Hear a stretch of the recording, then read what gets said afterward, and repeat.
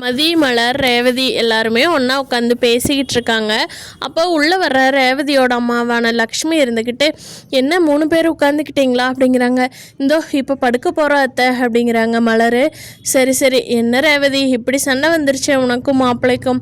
இவ்வளோ நாள் நல்லா இருந்த குடும்பம் இப்போ இப்படி சண்டை கட்டிச்சே, கேட்குறக்கே கஷ்டமாக இருக்குது ரேவதி அப்படிங்கிறாங்க.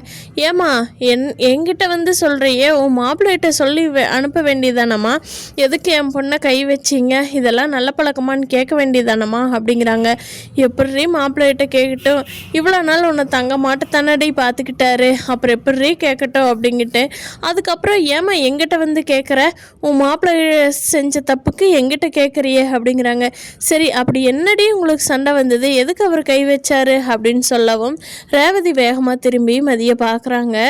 அப்போது மதி வந்து வேண்டாங்கிற மாதிரி தலையசிக்கவும் ரேவதி இருந்துட்டு, அதெல்லாம் ஒன்றும் இல்லைம்மா, சும்மா பேசிகிட்டு இருக்கும்போது அவர் கோவம் தான் என்னை அடிச்சிருவாரா, என்னவா இருக்கட்டும், வாயில் தானே பேசணும் அப்படிங்கிறாங்க.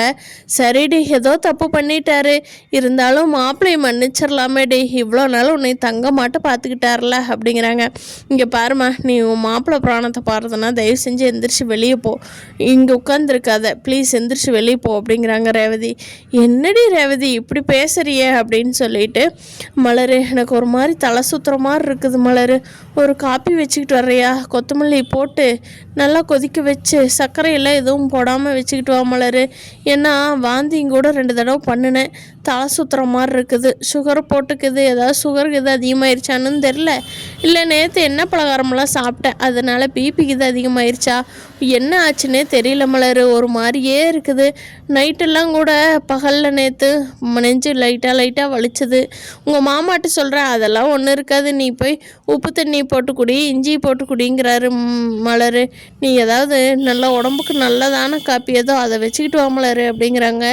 அப்போது மதியம் இருந்துக்கிட்டு, அக்கா இங்கே பாருங்கள், எங்களுக்கு பால் ஊற்றுனா காஃபியோ டீயோ எதுவும் வேண்டாங்க்கா, சுகரும் கம்மியாக போட்டு கொடுங்க, அப்போ தான் உடம்புல என்ன ரியாக்ஷன் பண்ணுது என்னென்னு கண்டுபிடிக்க முடியும், இதெல்லாமே ரொம்ப கெடுதல் தான் அப்படிங்கிறாங்க. சரி மதி, நான் போட்டு எடுத்துகிட்டு வர்றேன் அப்படின்ட்டுறாங்க.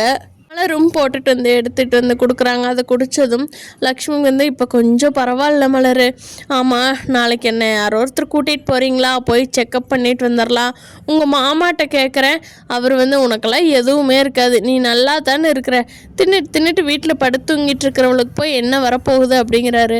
அவரும் கூட தான் எங்களோட வீட்லேயே இருக்கிறாரு, என்னை விட எக்ஸ்ட்ராவாக வாக்கிங் போயிட்டு வர்றாரு, அதனால் அவருக்கு எதுவும் வராதுன்னு நினைக்கிறாரு, எனக்கு எல்லா சீக்குமே வந்திருக்குன்னு நினைக்கிறாரு, என்னை யாராவது கூட்டிகிட்டு போகிறீங்களா செக்கப்புக்கு, இல்லை பாக்கி யாராச்சும் சுரேஷ்கிட்ட சொல்லட்டுமா அப்படிங்கவும் மதி இருந்துக்கிட்டு, பரவாயில்ல விடுங்க நான் கூட்டிகிட்டு போகிறேன் அப்படிங்கிறாங்க. சரி மதி அப்படின்னு சொல்லிட்டு அவங்க அத்தை படுத்து தூங்க போயிட்டாங்க. ராகவனும் படுக்கிறப்போ, எனக்கு இந்த கையெல்லாம் ஒரு மாதிரியே வலிக்குதுங்க அப்படிங்கிறாங்க. அது ஒன்றும் பண்ணாது லட்சுமி, இந்த பக்கம் கையை வச்சு படுத்துருப்ப, அது அமுத்தி இந்த பக்கம் தான் இருக்கும், இந்த பக்கம் திருப்பி வச்சு படு அப்படிங்கிறாங்க. சரிங்க அப்படின்னு சொல்லிட்டு, நாளைக்கு எனக்கு ப்ளட் டெஸ்ட் எடுத்து போயிடலாமா அப்படிங்கிறாங்க. ஒன்றும் வேண்டாங்கிறேன், நான் அன்னைக்கே வேண்டான்னு சொன்னேன்ல, அதையே ஏன் சும்மா கேட்குற அப்படிங்கிறாங்க. சரிங்க அப்படின்ட்டு அமைதியாகிடுறாங்க லக்ஷ்மி. அடுத்த நாள் வந்து காலையில் தூங்கி எந்திரிச்சிட்டு வந்தப்போ நம்ம மலரை பார்த்த லக்ஷ்மி, மலர் இன்னைக்கு சமையல் வேலையெல்லாம் முடிச்சுட்டு வர்றியா, போயிட்டு வந்துடலாமா டெஸ்ட்டுக்கு அப்படிங்கிறாங்க. சரிங்க அத்தை கொஞ்ச நேரத்துக்கு முன்னாடியே சொல்லியிருக்கலாம்ல, அவரும் இப்போ ஆஃபீஸுக்கு கிளம்பிட்டாரு, சுரேஷும் கிளம்பிட்டா, நம்ம செக் பண்ண போகிறதுனா பணம் தேவைப்படுமேங்க அத்தை, என்கிட்ட எதுவும் இல்லையே, நீங்கள் எதுவும் வச்சுருக்கிறீங்களா அப்படிங்கிறாங்க.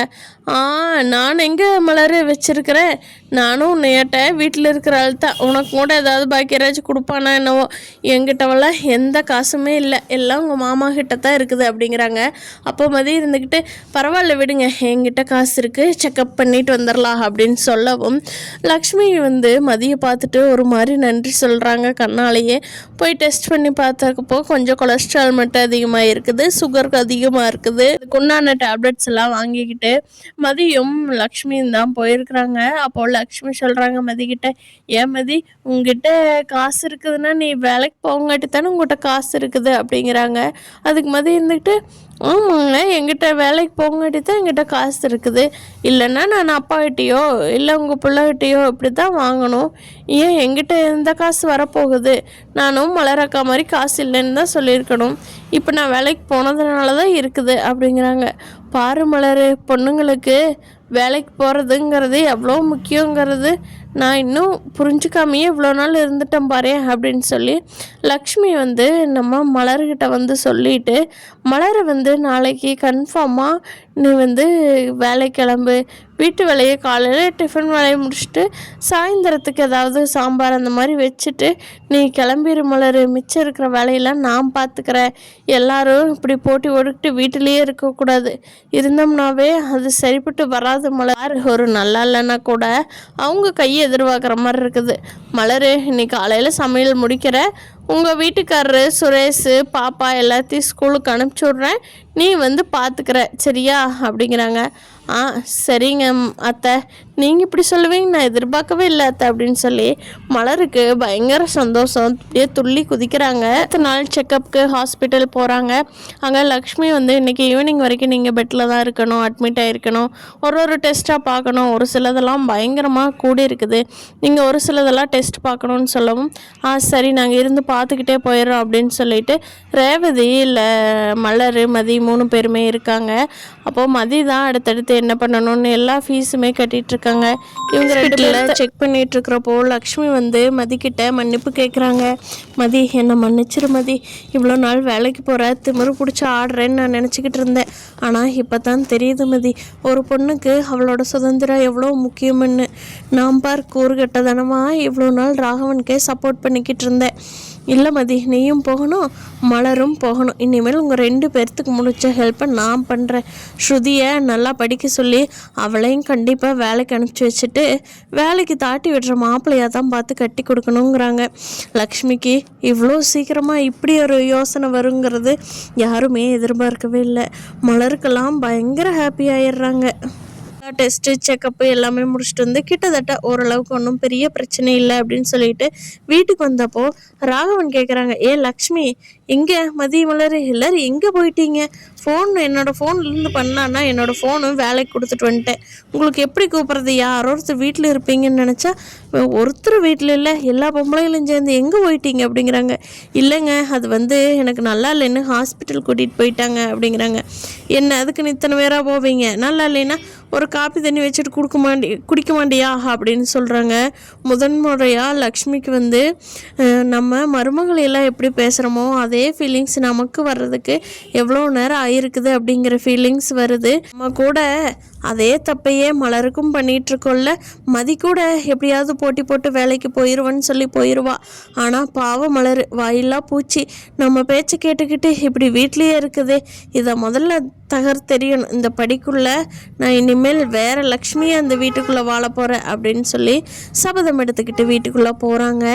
இந்த கதை யாருக்கெல்லாம் பிடிச்சிருக்கோ நம்ம வீடியோவை லைக் பண்ணிவிட்டு நம்ம சேனல் இன்னும் சப்ஸ்கிரைப் பண்ணாதவங்க சப்ஸ்கிரைப் பண்ணிக்கோங்க.